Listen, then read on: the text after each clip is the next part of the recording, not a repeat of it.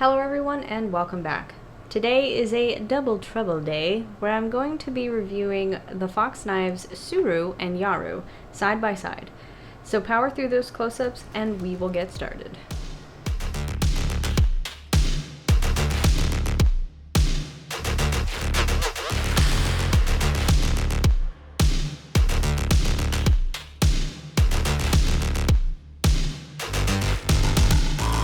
So this is the Suru and this is the Yaru, both designed by Fox Knives, a prolific knife designer from Denmark. And he is one of my favorite designers, and I have quite a few of his designs in my collection. The manufacturer of this knife is Fox Knives, an Italian knife company that was founded in 1977. They also have a location in the United States as well. I wanted to show both the Suru and the Yaru here because my fiance and I bought these as a matching set. But first, a little bit of backstory. Years ago, many moons ago, my fiance bought us a set of CRKT Pilar knives that are also designed by Fox Knives. You can see the design similarities for sure between the two, and technically the three. We spent the day customizing them, and this was actually one of the first EDC related experiences that we were able to share together. When we saw this matching set for the Suru and the Yaru, we knew we had to get it. So now back to the Suru and the Yaru here. I will go over the similarities and the differences of each knife as we go. So each knife features a flipper tab and a thumb hole for deployment with the blade locking into place using a liner lock. And for those who are new, a liner lock is a piece of steel that sits on the inside of the handle and locks the blade into place. It's one of my favorites, and funny enough, it's actually become muscle memory for me to try and close all knives that way. So the Suru and the Yaru are similar, but one of the differences here is the blade shape.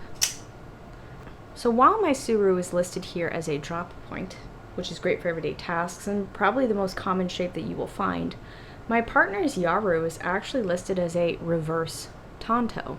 You could probably argue that they're both modified drop points, but either way, the Suru features a more curved belly and a higher tip, while the Yaru has less of a belly and a lower, pointier tip. Both knives have a flat grind with a swedge and a front finger choil. The Suru has a blade length of 2.36 inches with an overall length of 5.83 inches, and the Yaru has a blade length of 2.76 inches with an overall length of 6.69 inches. So let's compare them both to our usual trio of size comparison knives. So first, the Spyderco Paramilitary 2, then the Civivi Elementum. I'll put that right in the middle so everybody can see it. And finally, the Civivi Baby Banter on the bottom. So it's a nice spread of sizes here. I also want to show how they look next to the large and small versions of the CRKT Pilar versions designed by Fox Knives. So, pretty similar in size. Not too much of a difference. The blade steel, however, for both is the same, as it is Böhler M398 stainless steel. It's a modification of M390, where the level of vanadium and carbon was increased to provide better wear resistance. However, in the article that I read, it did make it slightly less corrosion resistant by doing so. Overall, it still maintains a high edge retention, but it's not a super tough steel, which means don't use it as a pry bar. Buy a pry bar instead. So if you want to dive in the details of the blade steel, I've added the reference links in the articles below in my description. For the handle materials, both come in a few options, but the ones that you see here is a nice deep red micarta. We did oil ours to get a little bit of a darker red than the one that comes out of the box. Micarta is a great material made out of natural materials such as burlap, canvas, linen, or paper, and then they are soaked in resin and then compressed together. And the benefit of micarta is that it gets grippier when it gets wet, but it's not as durable as other materials such as G10. Some of the other handle options for the Suru is a nebula carbon fiber, a regular carbon fiber, and 2 other micarta colors in green and black. And for the Yaru, it comes in even more options, such as a blue carbon fiber, a snakeskin, which is a carbon fiber and copper composite, natural micarta, and both blue and PVD stonewashed titanium. Both the Suru and the Yaru come with an ambidextrous wire pocket clip that has really good retention. It's not what I would consider a deep carry version, though. Both of these also feature a lanyard hole on the back as well to add a lanyard and a bead. But we haven't found any beads to match yet, so if you know of any, then drop suggestions in the comments, because I do love adding extra accessories. Both knives also come with a nice leather slip so you can carry the knife in, and a fabric pouch as well. So let me go over the segment of, does this fit in your pockets or on your pants or in your bags or purses? So for pockets, the compact Suru style works great for me, and I can carry this well in back pockets and some front pockets if they exist. But let's be real, guys, don't have a problem carrying anything, so I'm not going to show you my partner carrying his in his pockets. You know, I'm not salty about non-existent pockets that I have, not one bit. As for on your pants, referring to those who like leggings, this would be small enough to carry inside of the leggings and stay in place pretty well due to the retention of the pocket clip. In your bags or purses, it's a great small addition that may get lost if you have a Mary Poppins style bag, but in a small sling, it will be small enough not to add too much extra to your bag.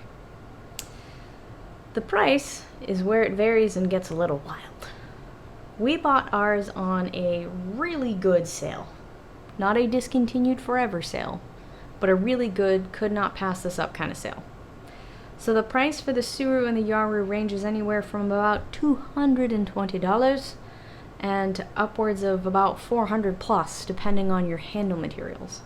Now, I've been using mine a lot more lately for tasks around the house, and I've had to break down and open a lot of boxes, and this knife has been great to use for these kinds of tasks. So let me break down some of the things that I like about these knives and the things that I think that could be improved on. First, for me, the Suru fits well in my hands, and I love the compact look to it. It's very cute to me. It's also very easy for me to deploy, and I enjoy the long-lasting edge retention of this knife so that I don't have to sharpen it that often. I don't sharpen my knives because I'm a princess, but I can if I want to. I just get lazy. Let's be real. For my partner, the Suru is a bit small for him in a normal grip, but if he uses the finger choil, he can get a good full grip on the knife. And obviously the larger Yaru fits better in his hand in both grips. For me, it's a little too big. Now, for the things that I think that could be improved on. While I love my little Suru, I absolutely do not like this pocket clip and how it fits in my hand. It creates a weird hot spot for me on my ring and pinky fingers that's just not comfortable. Right on the edge. My partner has the same issue with his Yaru, so we will probably end up getting lynch clips for these in the future to see if that helps. We both also wish that there was a tiny little bit of jimping on the spine, because there's nothing on there. Because it can be pretty useful, especially when you're breaking down a lot of boxes. So that's it. That is all I got. Let me know what your thoughts are in the comments. Did you love this? Did you hate this? Let me know in the comments if there's something that I may have missed. As always, I try to end with something inspirational, something nice, because everything is just continuing to go downhill. So my inspiration or my cheat code for you all today is, don't use your knife as a pry bar. It will break, and you will be sad, and you will ask your daughter to buy a new blade for your knife. Sorry, Dad, I couldn't help it. So if you can, please subscribe and share my channel with your friends and your lady friends. I would appreciate it. Thank you everyone for taking the time and making it to the end. My self-esteem thanks you.